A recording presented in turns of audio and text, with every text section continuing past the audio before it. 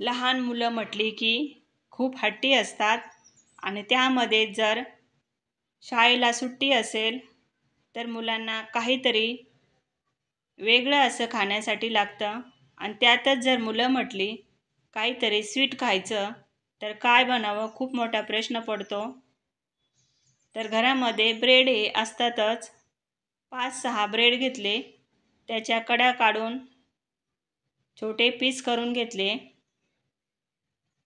पॅनमध्ये 2 ते 3 चमचे तूप घालून त्यामध्ये ब्रेडचे पीस शॅलो फ्राय करून घ्यायचे.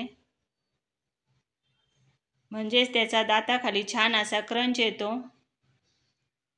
व्हिडिओ पाहत असाल तर एक छोटीशी रिक्वेस्ट आहे, चॅनलला जर सबस्क्राईब केले नसेल तर प्लीज चॅनलला सबस्क्राईब करा. तसेच बेल आयकॉनवरही क्लिक करा. तुमचा एक सपोर्ट लाख मोलाचा ठरेल. सर्व ब्रेडचे पीस शॅलो फ्राय करून काढून घेतले.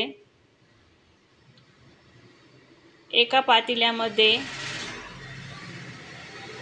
2 वाटी दूध गरम करायला ठेवलं.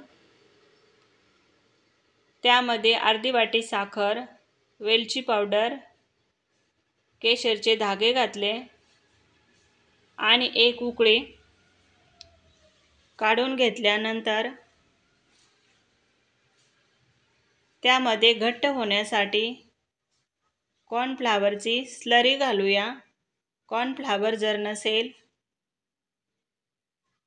2 ते 3 चमचे खवा घातला तरी चालेल.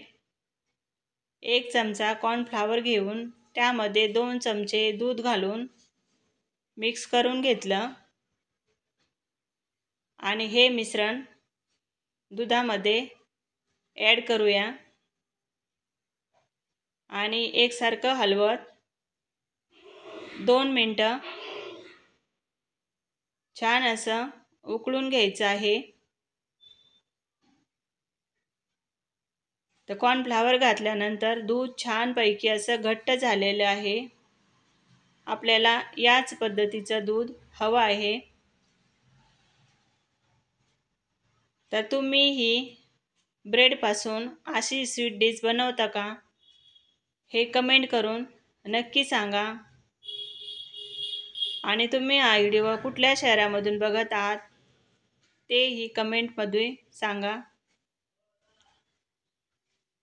ज्यावेळेस तुम्हाला हे लगेच खाण्यासाठी हवं असेल तर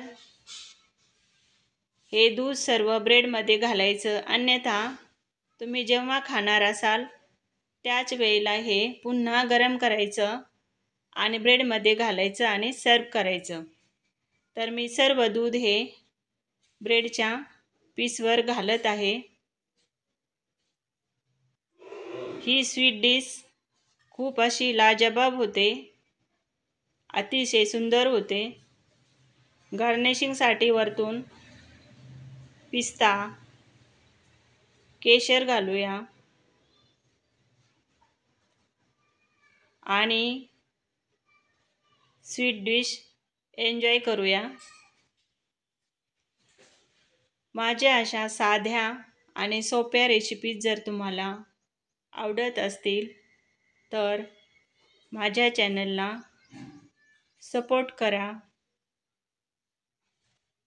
आणि स्वीट डिश एन्जॉय करा.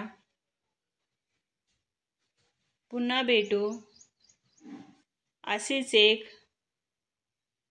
वेगळी रेसिपी घेऊन, अगदी साध्या शब्दामध्ये. धन्यवाद.